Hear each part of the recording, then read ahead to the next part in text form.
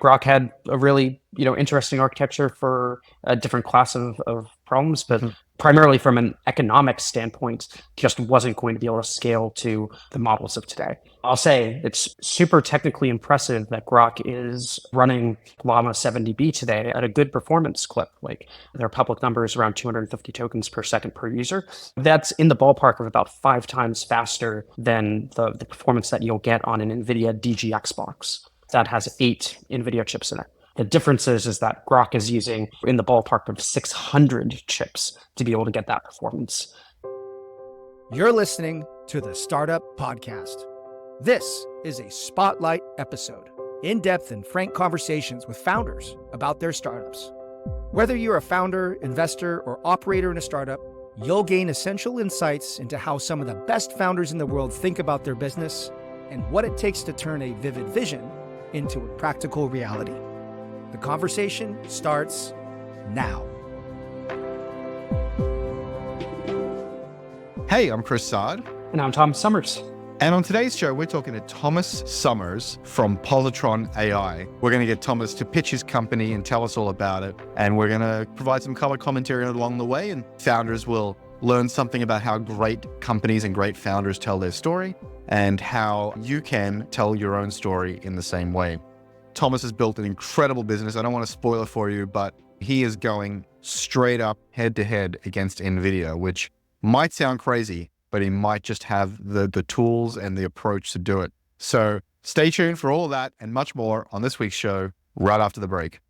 Whether you're starting or scaling your company's security program, demonstrating top-notch security practices and establishing trust is more important than ever. Vanta automates compliance with SOC 2, ISO 27001, and more, saving you time and money while helping you build customer trust. Plus, you can streamline security reviews by automating questionnaires and demonstrating your security posture with a customer-facing trust center, all powered by Vanta AI. And it gets even better. Just for TSP listeners, you can get $1,000 off Vanta when you go to vanta.com/TSP. That's VANTA.com/TSP for the Startup Podcast to get $1,000 off.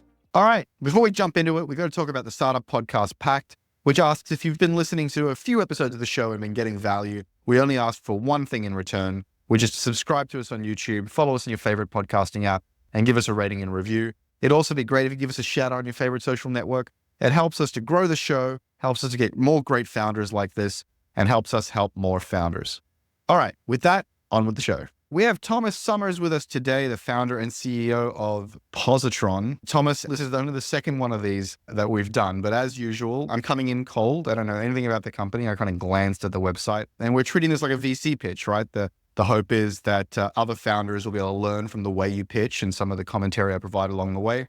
And other investors or operators can also pay attention, follow along, and maybe reach out to you if they're interested. Take it away. Tell us a little bit about Positron. What's the problem you're solving and how should we start thinking about the business? So Positron AI is about a 1.5 year old startup. We were founded really with the explicit goal of accelerating and providing best performance per dollar and performance per watt for generative AI applications. In a world where today NVIDIA is de facto monopoly, having over 90% market share for all of the actual compute processing for these class of applications, we're trying to go head to head with what is right now the second largest company in the world. Wow. So, I mean, immediately, just if I go into like commentary mode here, a lot of founders outside of Silicon Valley are very afraid to propose such a big, bold, ambitious thing. And in fact, I think even investors in Silicon Valley would be a bit gun shy about that and ask you, why aren't you going for some adjacency or some specialization? So I'm very curious how this plays out.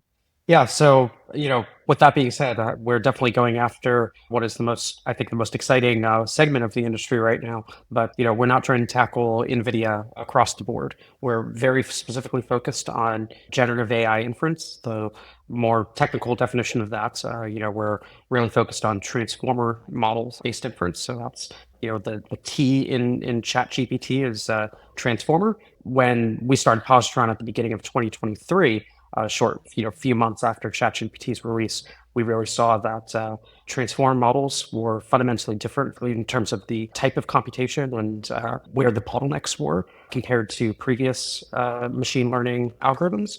And so we really saw this opportunity to specialize on that type of compute in a way that NVIDIA and a lot of other companies we thought were neglecting, and just due to their market dominance or some of the optimization that they picked for other applications, they were not going to be as optimized for this new type of workload. And we fundamentally thought that transformers and this new generative AI craze was going to completely revolutionize computing. We're still very, very early in that revolution, but it's already paid off in a lot of ways. And the year and a half, almost 2 years since the company was started. All right. So the general idea is you guys are more specialized for transformer inference and transformer execution. So let's kind of unpack that. What specifically are the problems or bottlenecks in the world or in the NVIDIA side, and how you guys address that? Yeah. So just to really try to show head to head, what we're talking about when we're talking about Positron's advantage. This is the state of our technology today, in October of 2024. So on the left-hand side, you can see the performance of two NVIDIA SXM85 H100 devices, and on the right, two of our cards. With the state of our software today, and I'll show some roadmaps in a moment, we're about 70% faster than NVIDIA at 1/3 of power and about half the price. So overall, that comes out to being about 3.5x performance per dollar and performance per watt advantage. And kind of if you then take the next step beyond that, especially that power advantage adds up to substantial savings from total cost of ownership, and also gives a lot more flexibility and capabilities in terms of how you can deploy that technology in either power constrained scenarios or situations where you just really cannot afford upgrading facilities to support higher power equipment or heat dissipation. So this demonstration, is for Llama 3.1 8 billion. It's a pretty standard large language model at this point, but fundamentally, value that we're providing is be able to run the exact same models that customers are utilizing and trying to deploy to. There are tens, hundreds of millions of users today, and we're able to do it at a drastically better cost and power profile. This is better, cheaper, and faster, which is the the trifecta that's usually impossible. Help me understand how this compares to, I'm assuming this is NVIDIA's current generation processors, right? And so there's Blackwell, which I assume is a different beast again. And there's, of course, the most high profile company other than NVIDIA in this space, maybe, is Grok, because of Chamath's, spruiking it on All In podcast. So, help me understand how this fits in with Blackwell, with Grok, and some of the other players who are trying to go straight after inference here. Yeah, I'll jump ahead on the presentation a little bit just to directly answer your questions. But in comparison to Blackwell, we started shipping back in August. And so considering we started in April of 2023 to August 2024 shipping, we're super, super proud of the fact that we actually built a new hardware startup from scratch and got out the door and our first customer in less than 18 months. That is super, super impressive. Yeah. And again, just some color commentary here for the audience, right? Hardware usually takes too long. It is very expensive. And what you've done here, I think, is we need to point out, and for those listening just on the audio, we're looking at a deck here, so you might want to go to YouTube for this one. You are versioning your hardware. You're versioning it as discrete products. And I think that's really important. I see actually a lot of hardware companies from hardware engineers who are just kind of tinkering and prototyping and maneuvering, but they're not thinking of it as discrete releases that they can productize and scale. So immediately as an investor, right, if I'm playing the role of investor in this conversation, I'm feeling a degree of confidence that you guys know how to execute at speed, even though it's hardware, and you know how to productize incrementally as you go, which is very, very heartening. You're not just a bunch of nerds playing with silicon. Yeah, I would say we definitely still are nerds, or at least self-profess to be one.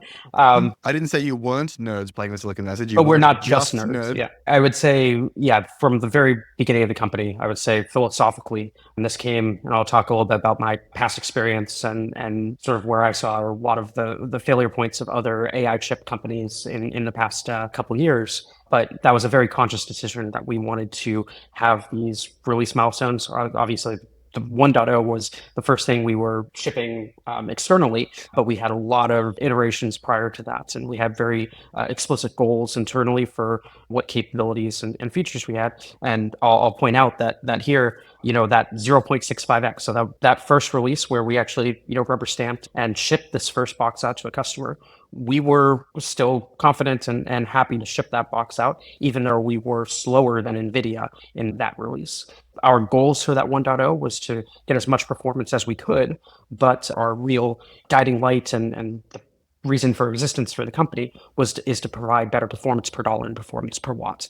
And we knew that there were a lot of relatively low-hanging fruit performance gains from additional software work. And so that's why we then made our V1.1 goal as being, let's get a large performance uplift from there. And we kind of, I would say, fell into this process, and now we're kind of adopting it, expecting that it will continue in this way, where our even number releases, so like 1.0 and 2.0 shown here, those are really like adding new features, capabilities, and getting level of stability, while like the V1.1 release was really primarily focused on just getting a performance uplift, with the 1.0 being the base of that. So we try to really focus on having these iterative development cycles and making sure we have these releases as quickly as possible and continue to build upon them. Okay, so just to walk through this a little bit, so the relative performance versus a H100, I'm not super familiar with the NVIDIA lineup. So H100 is what, their current chip? Correct. So Hopper was originally announced at... This is the Hopper architecture. Correct. So Hopper's the architectural name, and the 100 class is for each generation. That's their leading edge product. I guess with Hopper, they later then announced H200 as sort of a midlife upgrade. And then with Blackwell, they announced both B100 and B200 at the same time, with B200 being, higher performance version.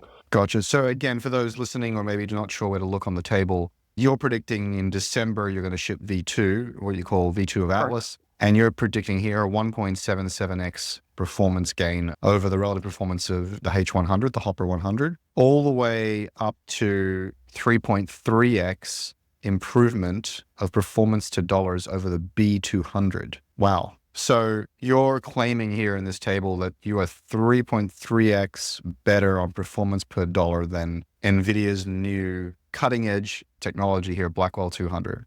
Yeah. So these are really bold claims, right? And, immediately as an investor, I would say to you, Thomas, these are really bold claims. What is going on here? Why are you able to achieve this? How are you validating it? And what gives you confidence that you can stay ahead of this curve? Yeah, just to give you the on V2.0 right now, we do have, our internal testing of that.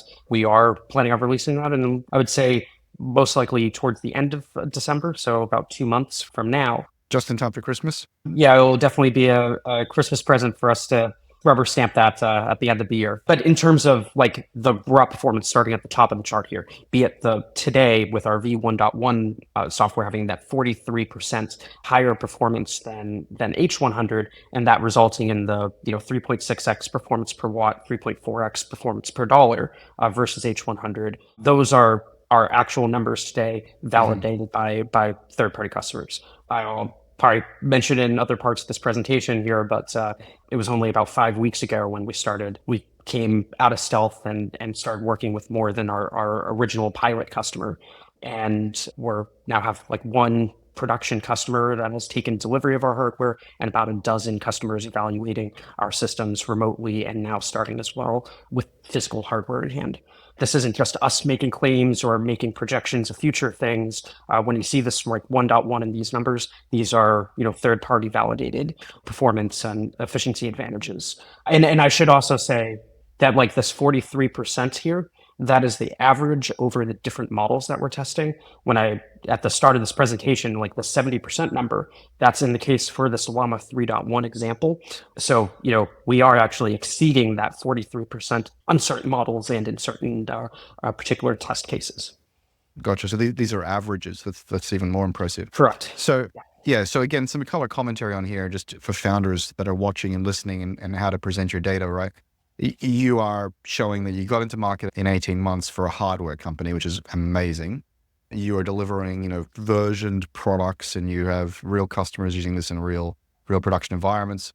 And I'm seeing here the bottom right corner, which is your version 3 Titan in 2026, Q1 2026 is your prediction, versus the performance to dollars of a B200. You're pointing at 10x improvement. Yep. And, there's often in Silicon Valley, this kind of rule of thumb, which is you want to be 10x to 100x better than the competition, right? So if I have to switch off NVIDIA, which is the safe bet, the big brand, they used to say no one got fired for buying IBM. I'm sure no one's getting fired for buying NVIDIA. You are proposing that you're on track. You have line of sight to being 10x better than NVIDIA, which in theory would get people over the hurdle of change, of risk, of betting on this new company, right? I imagine that was a deliberate number. Some of you're claiming, 19x improvement over the H100, which is at this point will be the older generation. But tell me, as a matter of putting this deck together, were you thinking about that 10x number? Is that a design goal? I wouldn't say in putting together this deck specifically. Obviously, we have a mix of our actual numbers for things that we've directly validated, and then the future projections based on our best reasonable estimates for the future. So the 10x is sort of a happy accident that it landed directly on that mark.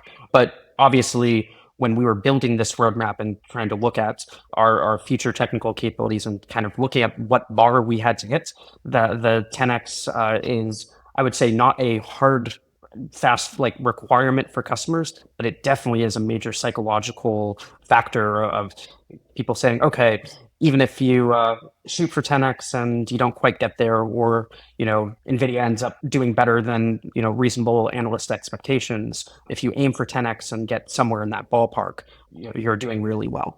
I like that.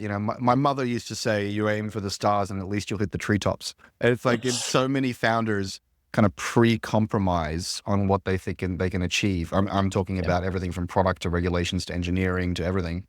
And you're saying, we're going to aim to get a serious, nice number here. And, even if we miss that by a little bit, we're organizing ourselves to try to hit it. When we talk about performance per dollar and relative performance here, we're actually trying to measure based on real language models. This isn't comparison of flops or some more abstract number that is frankly very easily gamed. NVIDIA in their marketing loves just saying, hey, look how many more flops we've gotten, when in reality there is a correlation, but I wouldn't say it's particularly good correlation you can bet your real business on, of just saying, look, Blackwell is X times more flops than the previous generation, so you're actually going to get that performance advantage in your real workload.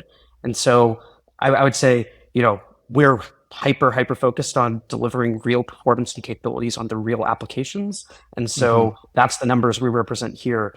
But obviously, the marketing numbers that are typically used in the space aren't as tied to reality. Yeah. It's almost like you want to set a new standard for this vocabulary, like tokens per second or something. You almost want to change the conversation perhaps as you go, so that customers can compare.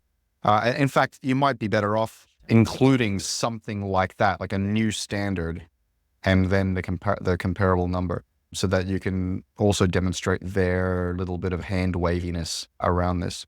So I've kind of got you to skip ahead here a little bit. So let's go back to your core narrative and tell me the rest of the story. I've tried many different versions of presentations, having team at the beginning versus end, etc. But for Positron, a huge part of what it enabled us to be a hardware startup shipping something in less than a year and a half is because of our team. And earlier you mentioned Grok as another name that gets talked a lot about in the space. It happens to be that everyone on the slide other than Barrett are ex-Grokkers. So I guess I'll use this as a quick introduction of myself. I got my start in the semiconductor industry back in 2013. I received this thing called the Teal Fellowship that enabled me to drop out of school, move to the Bay Area, and start my first company called Rex Computing. We were developing processors for mobile base stations, so doing the DSP work for QAM 256 for LTE, and at that time looking forward to 5G. The big cell towers that power your cell phone, all the processors for that, you're saying? Exactly. And so we developed a new architecture from scratch, had a team of 4 people. We raised about $2 million in seed funding back in the 2014, 2015 timeframe where semiconductors was just a completely dead space for startups. And so we were, I think, very fortunate to raise the little money that we did, and super proud of the fact that we actually taped out 28 nanometer silicon with our team of 4 people, had functional chips that had leading performance per watt. Founded the company when I was 18, so was a little naive, and to go to your earlier comments of being some nerds building silicon, I was definitely, I would say, almost entirely just a nerd, really excited about actually building my first chip. And so I had a lot to learn when it came to really understanding the market and how to bring a product. And I would say a failure point for us was the fact that we were too focused on actually just showing that we could build a chip and it had these great capabilities, and didn't really understand how we would bring that to customers once we had it. And so we had it and brought it, but we only had a few months of runway by the time we had it out, and the company primarily moved to acquisition conversations, and technically Rex is still ongoing, and some of that core technology lives on, but needed to pay my bills. And so I ended up then working on 2 different cryptocurrency ASICs. And then in 2019, I joined a friend's startup called Lambda. Lambda at that time was just building infrastructure for basically workstations and servers with GPUs for machine learning researchers. And I joined as principal hardware architect and built out the Lambda GPU cloud. Lambda GPU cloud is now like the second largest pure play GPU cloud provider. Really amazing seeing how much that's grown. I got to see it through, first 2 data center deployments and, a couple million in revenue. But I missed working on actual chips.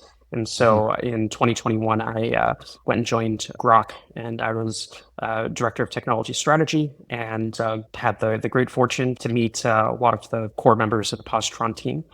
So just highlighting a few folks on here, Greg Davis, our VP of engineering, was early employee at F5 Networks, over 20 years there, last couple of years there being the SVP of engineering, managing their whole hardware engineering org of over 3,000 engineers, and shipped 12 generations of products, several tens of billions of dollars in revenue of very high performance, high reliability networking infrastructure. And so Greg has really become the core of our hardware engineering team, and being able to hire the best engineers that he worked with over his decades of career to help build Positron. At the beginning, you mentioned being just a nerd playing with silicon. There's a saying that first-time founders are obsessed with product and second-time founders are obsessed with distribution. I would say you actually need both, but you made that mistake the first time where you kind of spent all the time on the product and had no plan for the distribution, and obviously learned from that. Also, as you're talking about the team here, for founders listening, and just listen to the kind of the pedigree of what you're describing. Right. These people are serious people with serious operational experience in some of the most, serious companies in the space. It's what we call founder problem fit. You have to think about, when you're talking about your team slide, why is this team the world-class team to solve this problem? And it's obvious that you're telling some of that story here. Over 7,000 global companies like Atlassian, Dovetail, FlowHealth, and Quora all use Vanta to manage risk and prove security in real time. Why aren't you? Get $1,000 off Vanta when you go to vanta.com/TSP. That's VANTA.com/TSP for the Startup Podcast to get $1,000 off. I'm curious, we don't have to go through the whole team, but why was this movement out of Grok and into Positron? I think that's probably the next obvious question an investor would be asking. I'll say there's a lot of reasons that anyone decides to leave an employer. I would say I am proud of what accomplished at Grok, and how Grok has continued and done a lot of things that I think are really impressive since the group of us decided to leave. I would say, being the silicon nerd, I joined Grok because I was really fascinated by a number of elements of the architecture there.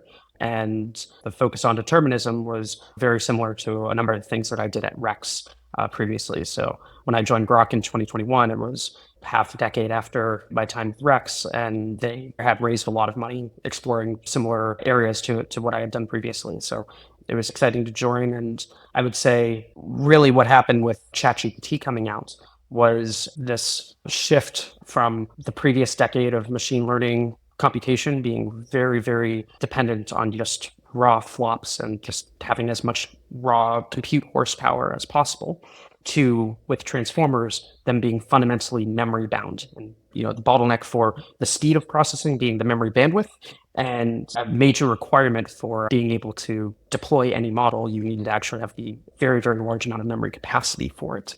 And so Grok's architecture, was originally designed for models like ResNet, and back in like the 2017, 2018 timeframe, where models were tens of millions or on the high end hundreds of millions of parameters.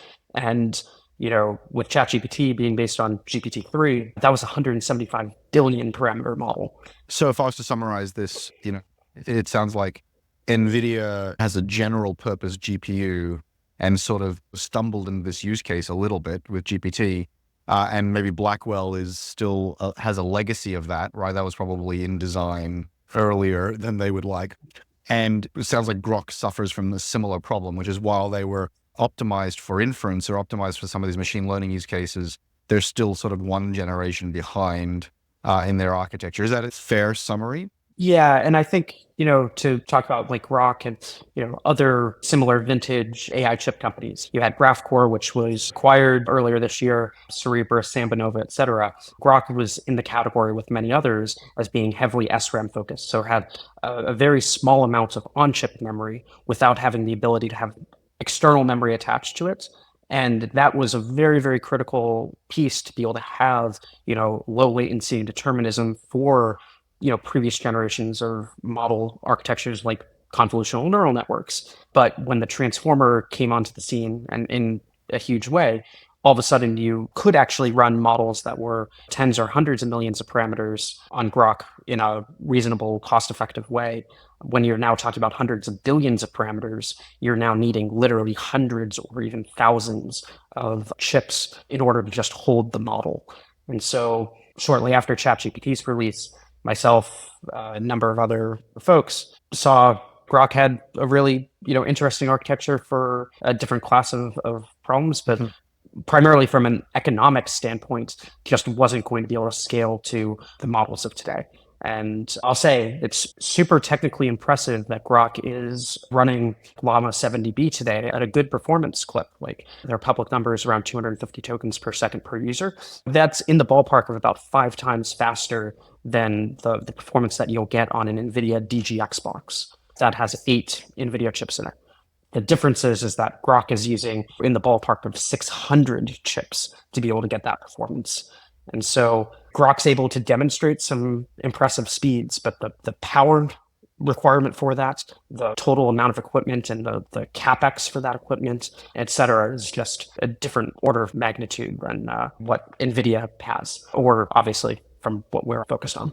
We're utilizing for our first generation product, FPGAs. FPGAs stand for field programmable gate array. The very high level description of it is it's basically a special type of chip that is designed primarily to be able to emulate a new chip design that you have. You can imagine that an FPGA is a special type of chip that has a sea of transistors with a whole bunch of wiring interconnect between it. And you, as the engineer designer of your product, of your technology, can actually take your hardware design architecture and flash that onto the FPGA and program it just like a software engineer, compiles something. And so that FPGA is now actually running your hardware design just as if you actually went through the process of fabricating a new chip. It's kind of like a wet clay, and you can kind of configure a chip instead of fabricating it from scratch. It's a wonderful way to kind of rapidly test your chip designs, right? So that you don't have to fab every iteration. Yeah. And, there's a ton of limitations there. The size of the FPGAs, like the number of actual transistors they need to have to be able to represent a much smaller number of your custom logic is a huge disparity.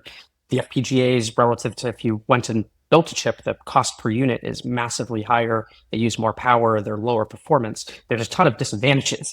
And FPGAs have primarily been used in the chip industry as prototyping vehicles rather than things you go and build real products out of. And I would say, a big part of our team history with Greg's experience at F5 Networks was they're one of the largest volume product producers that use FPGAs. And there's relatively few companies and people out in the industry that have the experience and knowledge of the fact, hey, FPGAs actually can be the basis for real high volume products and not just being a prototyping vehicle. So I'd say like a huge advantage for us at the very beginning was having a person that had built a company on that basis in decades prior. So again, this is another example of your unfair advantage given the pedigree and background of your team, and also your scrappiness, right? To go to market fast and to maybe cut some corners or to brute force your way through the problem and not take the insurmountable mountain you have to climb to fab processors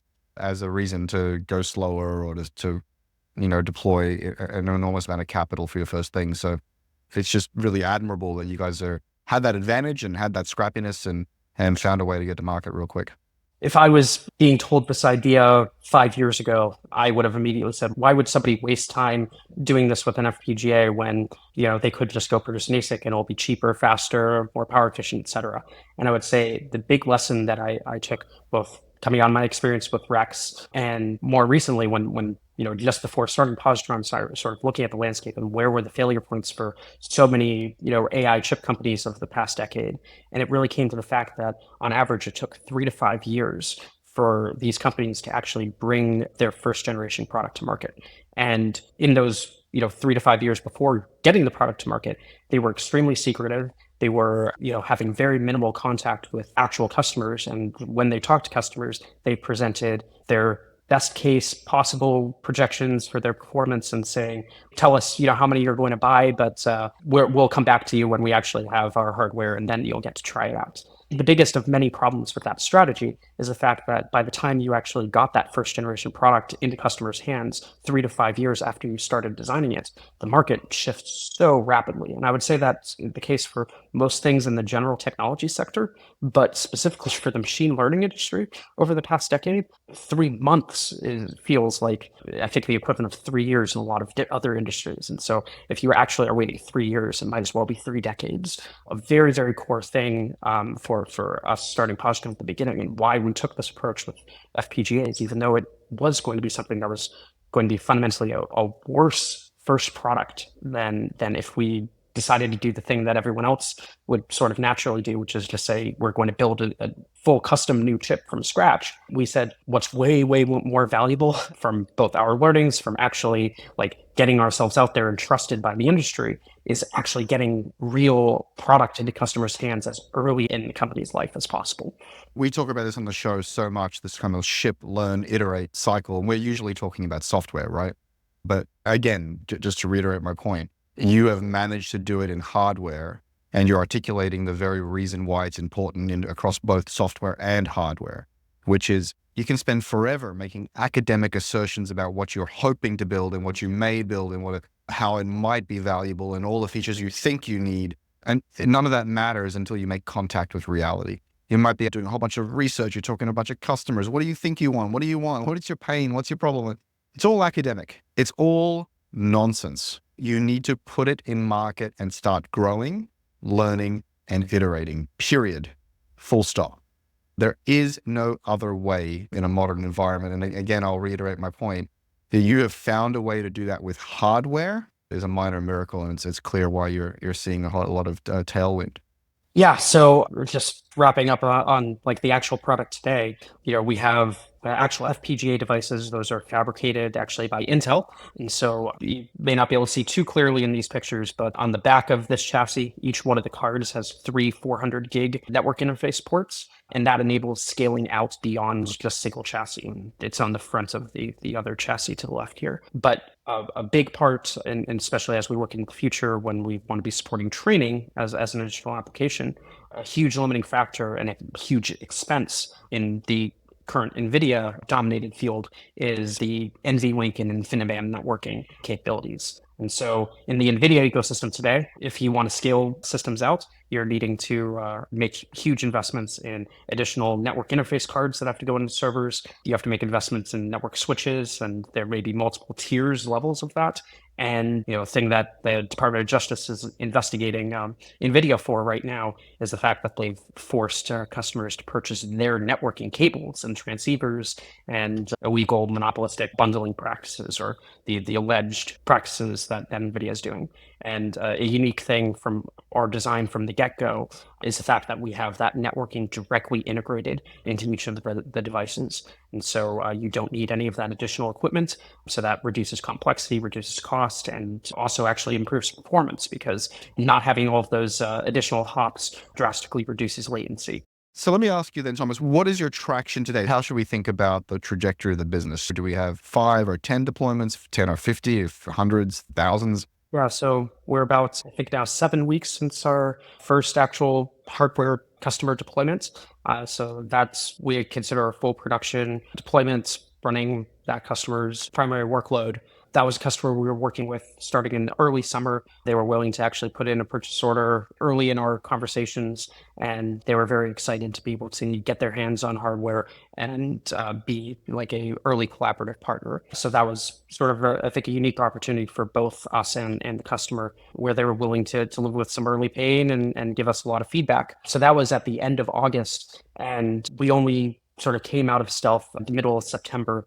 Most of the real customer engagements and evaluations that are going right now, which is, I believe, as of this week, 12 actively evaluating customers. So this is customers that we've qualified to the level of like really understanding their application. This is 3 or 4 meetings in with that customer, getting into a technical deep dive where they and us are both confident that we can provide them a real value. These evaluations are still in their infancy, but in general, like, our expectations is that it's a 2 to 3 month process from when they start engaging with us in a serious technical discussion for them to get through the evaluation cycle and then make a initial purchasing decision to do a purchased evaluation or purchased proof of concept. The next thing I'm curious about is moats, right? So NVIDIA has a really meaningful software moat. They have this thing called CUDA, which everyone's familiar with, everyone codes to, everyone uses. Tell me more about how you're getting over that moat, but then more so, how are you building one of your own? And then let's talk about your funding status and your funding needs moving forward. I would say a really unique approach that we've taken compared to both all the other AI chip startups and even the big guys like AMD and Intel is the fact that rather than trying to say and convince customers through ways that have not been that successful that they need to somehow port their application or go through some process of converting their model into a different format to then be able to run on this alternative architecture. At the very beginning, we said, hey, NVIDIA's dominant, and the only way that we're going to be able to have customers even be willing to try us, even when we can say that we have, whatever X performance, efficiency, et cetera, advantage, is by making that process completely seamless, completely frictionless for them. And so what we decided to do was target the abstraction layer that those actual users are at. That was the HuggingFace transformers library. So back when we started, it was maybe a little bit of a risky bet, but every single customer, the several dozen that we have had engagements with, every single one of them in either the models they're using or that they're developing themselves with are utilizing the HuggingFace transformers library.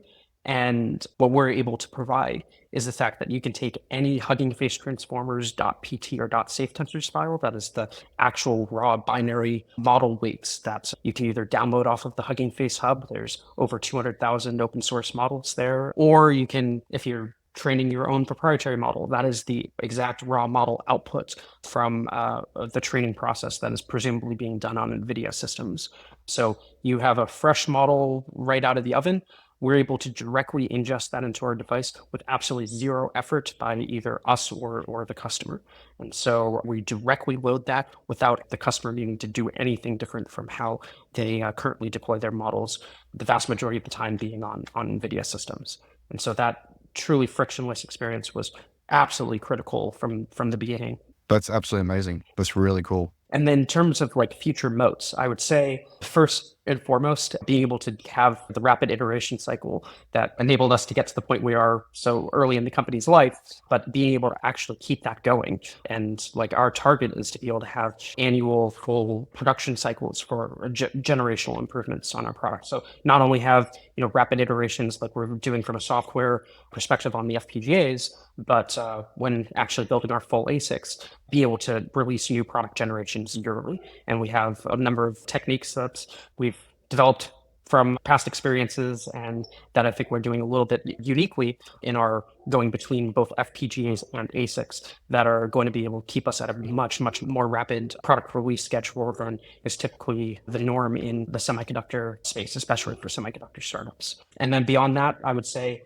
I don't want to look at software as being a moat. I think that has been a huge success for NVIDIA, but I think us trying to come up against an incumbent, the thing that philosophically we're thinking of very differently is first and foremost, you have to accept that NVIDIA has won.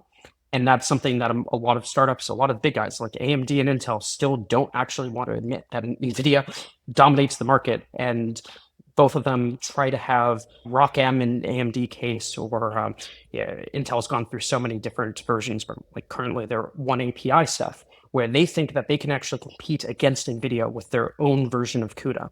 And frankly, it's a bit delusional. And it would be even more delusional for startups to think that they could do that, but a bunch of them are. I would say that the approach that we believe is the only way to actually go up against an incumbent like NVIDIA is to say that we don't get to have a software moat like them, and we have to play in the sandbox that they have created. That's actually what customers expect and makes their lives the easiest, rather than us saying that, hey, we're clever, smart engineers and can make a thing that is, better, but in reality, no one's going to end up using it because they're already in that NVIDIA ecosystem. The lesson here for founders really is if you are trying to compete with a behemoth, you're competing with really the biggest company in the world here, in the most important and interesting space in the world right now, you have to basically consider what they do as the de facto standard. So what you've done with HuggingFace and the ability to execute the code, and you kind of assuming that their standards, their moats, their things are just the thing, is you're saying, right, well, that's just like, that's the standard. We're going to choose where we compete, and we're going to make everything else as absolutely easy as possible to port over and to take advantage of all of their ecosystem and all of their compatibilities. So this is exactly right. We've seen founders screw this up so many different ways where they're waiting for someone else to write a connector, or they're inventing their own format. They have a different vocabulary for things that should be absolutely the same vocabulary as their competitors, or the industry standards at least. Borrow, steal, copy, whatever it is you need to borrow, steal, and copy that isn't your unique differentiation. So Thomas, I think you've done an excellent job at leading the way here. Tell us just very quickly, what have you raised so far, and what sort of runway does that give you, and what are you looking at for the next round? Obviously, this is not a real VC pitch, so you're likely somewhere in the middle of a round here. But tell us where you're at. I'll give the bit redacted version, but mostly public information that we've got is we've raised about $12.5 million to date. We did that as primarily a safe round last year. That was led by Resiliency Reserve, which is a small fund led by Rob Reed and Chris Anderson at the TED conference. So we raised $8.5 million last year as a safe led by Resiliency Reserve. We have taken on additional about $4 million from friends and family and employees. $12.5 million total to date, and we're currently raising a Series A. So, you are in the middle of a round. Yes. And is Jorn an investor as well? He is. Yeah. So we should say Jorn's the one who connected us. He's the founder and CEO of Shack 15, which is the coolest private members only co-working space here in San Francisco. If you haven't been there, you need to go check it out. So we want to give him a shout out for introducing us. All right. This is really, really cool, Thomas. Thank you so much for walking us through this. Hopefully founders listening learned about just the quality and the pedigree of the team needed to raise serious dollars, especially in hardware, as well as the deep thinking you've done in the business and the ways you've fast-tracked to MVP, even though it's hardware. And the way you prioritize distribution and sales, unlike first-time founders who will sometimes forget about that part of the whole journey. So I think this has all been very, very instructive, and any investors listening obviously are going to want to be cramming into this round. I think it's an incredible business. Very cool, Thomas. So obviously people can go to positron.ai to learn more about the company. What about you on social media? Is there a way they can follow up with you, follow your journey, reach out directly? How can people find you on the internet? Yeah, on X, I'm just at TR Sohmers, and feel free to reach out to me either there or on LinkedIn. My email is just thomas@positron.ai. I'll say a thing I am surprised about is we're at 21 employees and we have all unique first names. So if you want to reach out to anyone at Positron, it's just first name at positron.ai. Get in quick before he's as important as Jensen Huang and he won't answer your emails. All right. Very, very cool. Thank you for being so open about the business and sharing it publicly with us. It's been really awesome. Really appreciate it. Thank you, Chris. Today's episode of the Startup Podcast was brought to you by Vanta. Vanta automates compliance for SOC 2, ISO 27001, and more, saving you time and money while helping you build customer trust. Plus, you can streamline security reviews by automating questionnaires and demonstrating your security posture with a customer-facing trust center, all powered by Vanta AI. Over 7,000 global companies already use Vanta. Why don't you? Get $1,000 off Vanta when you go to vanta.com/TSP. That's VANTA.com/TSP for the Startup Podcast to get $1,000 off.